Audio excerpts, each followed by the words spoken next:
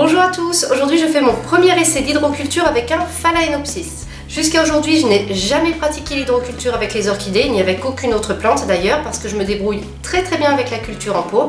Seulement vous êtes plusieurs à m'avoir parlé de l'hydroculture, à m'avoir demandé ce que j'en pensais, si c'était bien ou pas.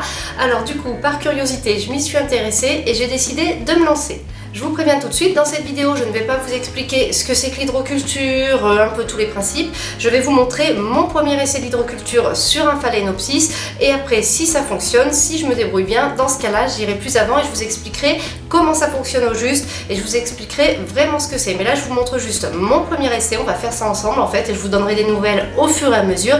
Et après, si ça vous intéresse et puis si moi je me débrouille bien, on en parlera plus. Donc aujourd'hui, on ne va pas s'attarder sur le principe de l'hydroculture, mais quand même, je vous explique rapidement. Ce qu'on va faire, c'est qu'on va cultiver ce Phalaenopsis sans substrat. On laisse tomber le substrat habituel.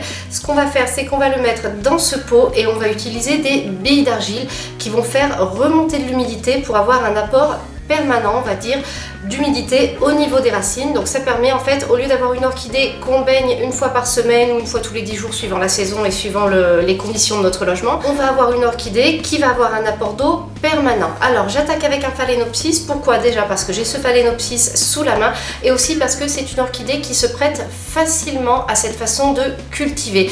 Donc normalement, si je veux avoir des chances de réussir, c'est avec celle-ci que ça va être le plus facile.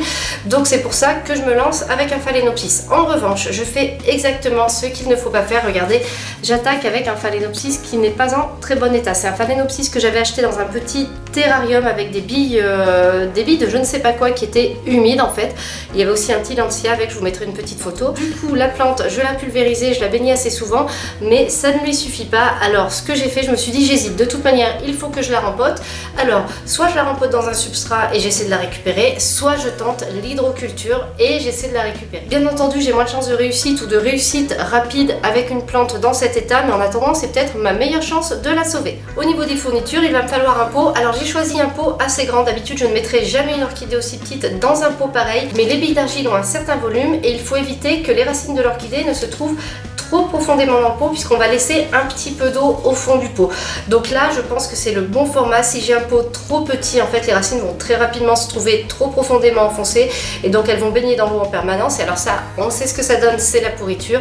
Donc là, je suis obligée de prendre un pot qui est assez grand. Le mieux, c'est si vous avez un pot qui est profond comme ça, mais un petit peu plus étroit, c'est le top. Mais bon, c'est un format que je n'ai pas trouvé, donc on va faire avec celui-ci. Ensuite, on a les billes d'argile. Alors, je pense que vous savez tous de quoi il s'agit. Alors, on utilise des billes d'argile parce qu'en fait, elles sont poreuses, donc elles retiennent l'eau et après, elles la diffusent tranquillement. Donc, normalement, en maintenant dans l'eau les billes qui vont être en bas du pot, l'eau va remonter par capillarité dans les autres billes et elle va aller humidifier tranquillement les racines de l'orchidée. Voilà, alors ce qu'on fait, il y a quelque chose de très important à faire au niveau de la préparation, c'est de rincer abondamment les billes d'argile. Souvent, quand elles sont vendues, elles sont très poussiéreuses et donc on ne veut surtout pas ça pour l'orchidée. On ne veut pas que les racines traînent dans toute cette poussière. Il me faut une dernière fourniture, ça va être une coupelle ou un cache-pot. Alors moi j'ai choisi un bac en verre qui va servir de coupelle, qui a des bords assez hauts pour laisser de l'eau mais pas trop haut non plus.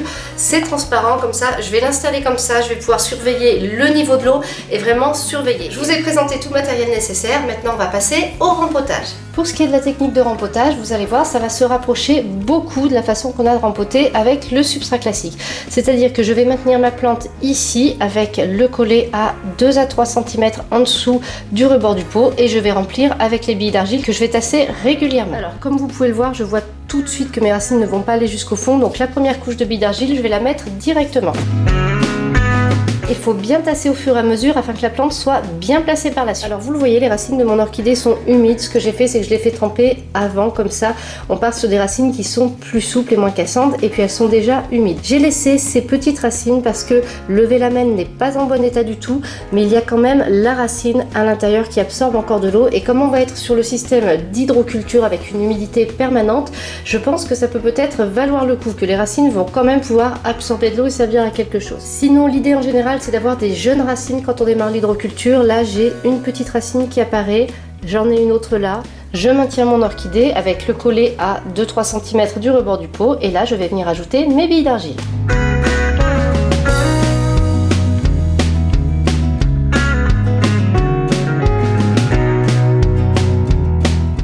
Alors maintenant je vais procéder au premier arrosage. Pour ça je mets ma coupelle en dessous, puisque là il ne s'agit pas de laisser la motte se ressécher, on n'a plus de substrat donc on n'a plus vraiment de motte à proprement parler.